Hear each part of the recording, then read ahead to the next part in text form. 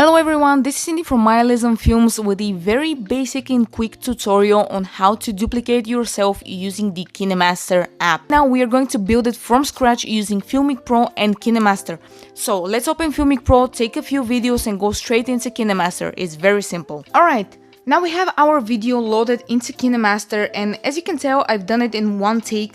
You can do it in a couple of different takes. Just remember to not move your tripod with the smartphone on it. Just position yourself in different locations within your frame.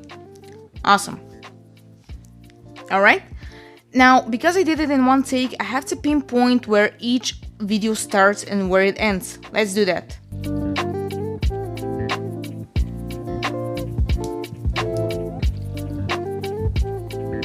And the first one is going to be ending around here, just before I switch. Perfect. Now let's do the same for the second one.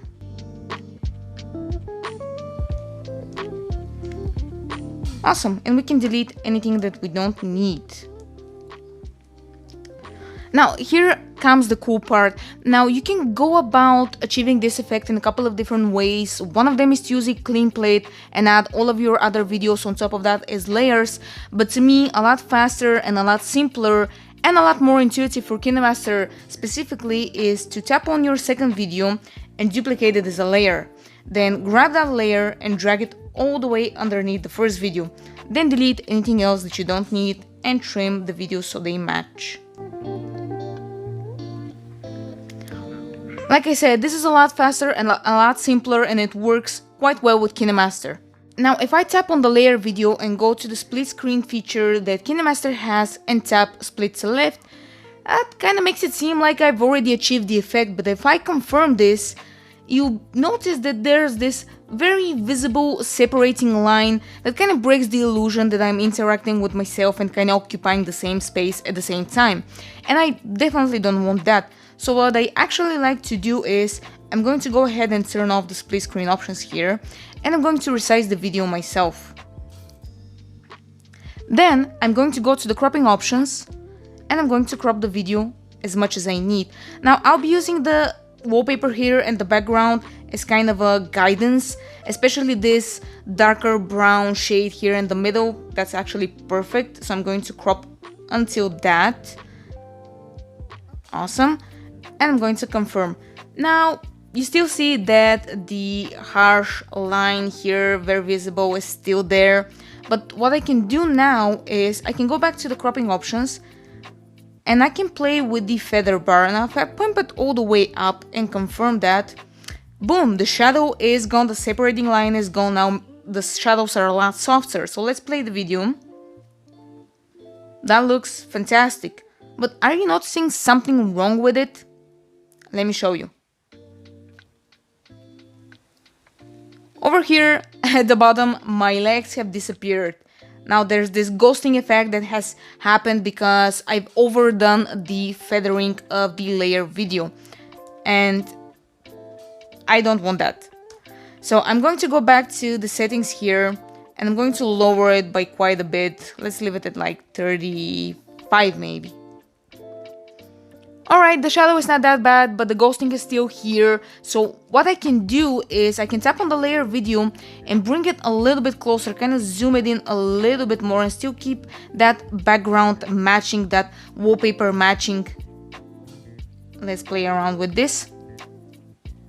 Definitely fiddle with this until you're satisfied with how the footage looks and how everything matches. It's not going to be perfectly aligned each time, but as long as it's not super obvious, I think you should be good to go. Alright, this seems good to me, so I'm gonna leave it like this. And I'm going to go back to the feather options and I'm going to raise it a little bit now that I have that opportunity because I've hidden the ghosting. And I can actually bring it even a little bit more. Just a tiny bit. I definitely don't want to overdo it. Alright, this makes it a lot better now. Now the ghosting effect, even if it happens, is going to be like out of frame, so I don't have to worry about that at all. Let's play the video real quick here. Okay, the shadows now look a lot better, and it makes sense because the controller here is casting shadows over here on the bed that this subject is sitting on. And it kind of makes it a lot more plausible that both of these versions or clones of myself are interacting with each other and occupying the same space at the same time. And likewise, this subject here is casting shadows onto the bed here. Now this shadow is coming from me, sitting on the left, so it makes perfect sense that the softness of these shadows and the way that they look is present within the frame of the first video. Now, another thing that you can do to even better a little bit more the footage is to go to the adjustment settings in KineMaster and kind of fiddle with either the brightness or the highlights. Let's see how that goes.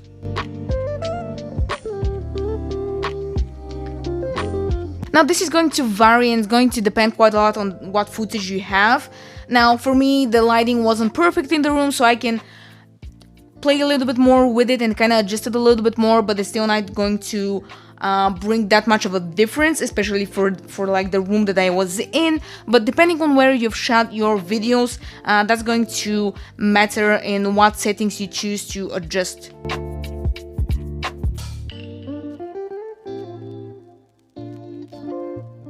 Okay, and let's play the video again real quick.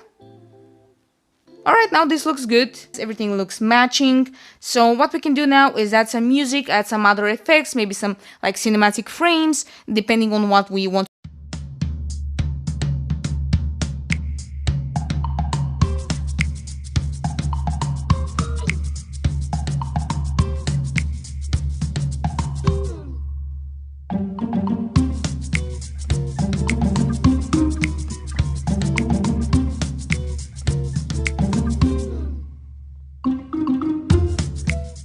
Alright, so this was a very quick and basic tutorial on how to duplicate or clone yourself using KineMaster, or as well how to congratulate yourself for being a very good gamer with an unplugged Xbox controller. But thank you so much for watching this video. I hope you've enjoyed the tutorial and maybe learned something new today. If you have, give the video a like and subscribe to the channel for more videos like this and smartphone films as well. See you next time.